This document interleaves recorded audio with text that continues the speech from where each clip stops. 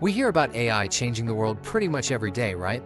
But what's actually happening inside its, digital mind? Today we're going to peel back the layers and demystify the engine that drives it all, the neural network.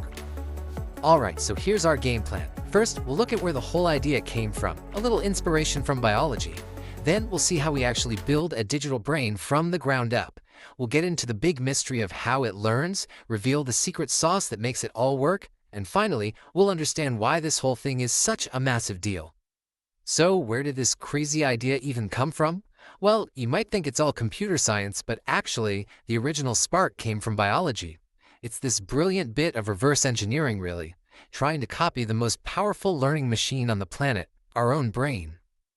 I mean, we see AI doing all this incredible stuff, right? Writing poems, creating amazing art, driving cars, but how does it think? What's going on in there that lets it look at a million pixels of color and light and just go, yep, that's a cat. Let's find out. Well, the whole thing starts with one surprisingly simple idea.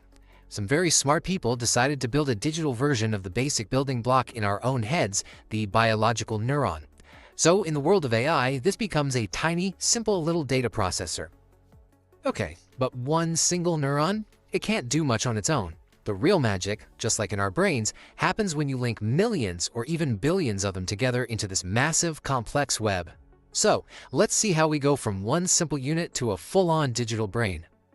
At its heart, an artificial neuron is just a tiny decision maker.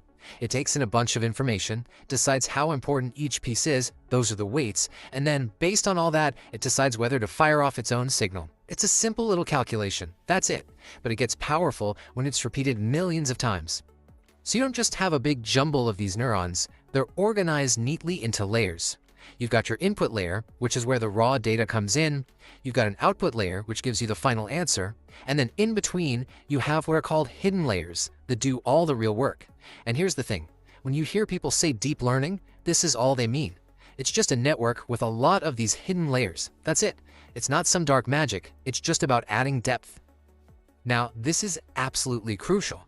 For any of this to work, each neuron needs something called an activation function. The best way to think about it is like a dimmer switch on a light. It takes whatever the neuron calculated and decides how strong the output signal should be. Is it completely off? Is it on full blast? Or is it somewhere in between? That in-between part is what lets the network learn all the complex, messy patterns of the real world, not just simple on or off stuff. Okay, so we've got the structure, this big web of interconnected neurons. But when we first turn it on, all its connections are totally random. It's basically a newborn brain that knows absolutely nothing. So how in the world does it go from making wild guesses to being incredibly accurate? I mean, that's the real billion-dollar question, right? We've built this thing, we've got all the pieces in place, but how does it actually get smarter? How does it figure out which of its millions of little connections need to be tweaked when it gets something wrong? The answer is this really elegant algorithm called backpropagation. And the name itself gives you a huge clue about how it works. It's literally all about passing the blame for a mistake backward through the entire network. So before we get into the nitty-gritty, let's just make sure we've got the main idea.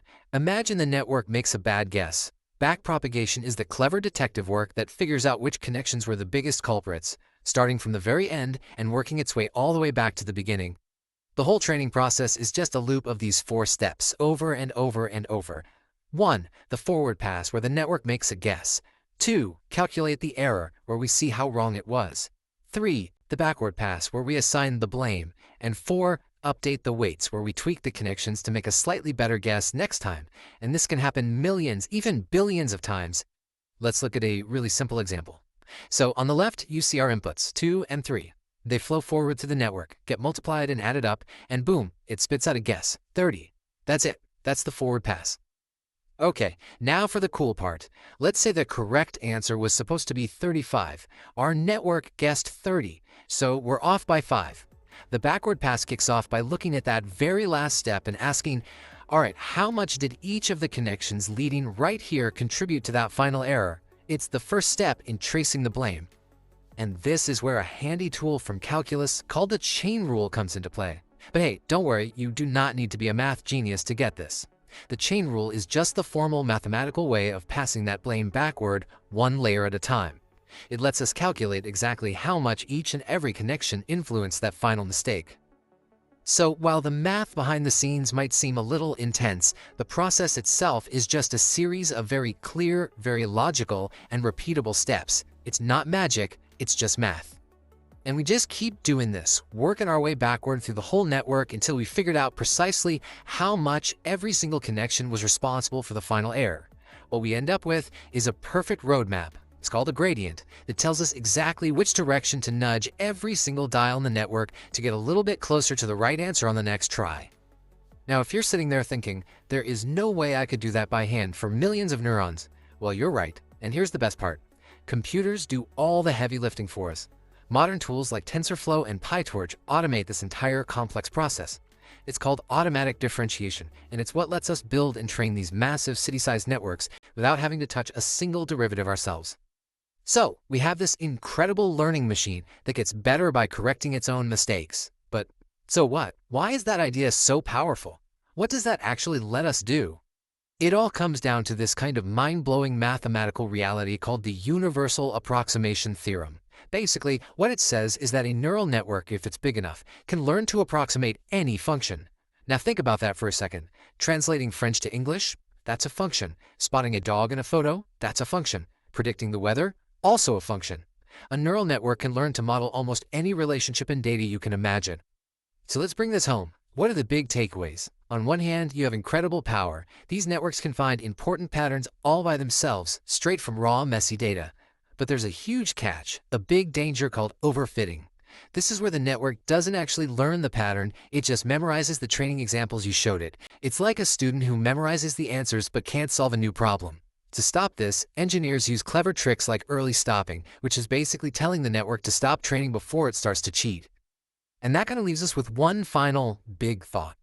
We've actually created a tool that can learn to solve almost any problem by simply learning from its mistakes over and over again. So the question really isn't, can we solve it anymore? The real question is, what are the important, meaningful problems that we're going to choose to solve next?